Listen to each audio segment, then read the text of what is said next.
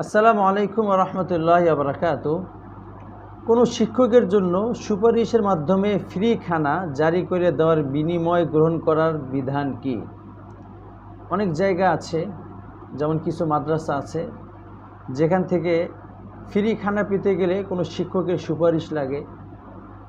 তো তিনি মৌখিক সুপারিশ করে দিলেন, বা তাকে প্রতিষ্ঠানের পক্ষ থেকে উপযুক্ত ব্যক্তি হলে সুপারিশ করে দেওয়ার দায়িত্ব দেওয়া আছে, সেই হিসাবে তিনি সুপারিশ করে দিয়েছেন, এবং এর বিনিময় গ্রহণ করতে পারবে কি না?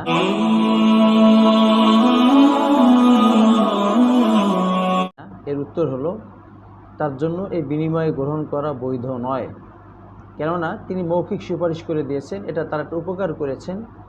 তবে যদি প্রতিষ্ঠানের পক্ষ থেকে তিনি এই কাজে নিযুক্ত না হন এবং পাশাপাশি তার জন্য শুধু মৌখিক সুপারিশ না, তার দেহ, শ্রম এবং মেধাও খাটাতে হয়, তখন তিনি যার জন্য সুপারিশের কার্যক্রমগুলো চালাবেন এবং লং টাইম তার হয়ে শ্রম দিবেন, তার সাথে একটা চুক্তি করে নির্দিষ্ট পরিমাণ অঙ্ক নির্দিষ্ট করে তার জন্য শ্রম যদি দেয়, তখন এটা নেওয়া বৈধ হবে।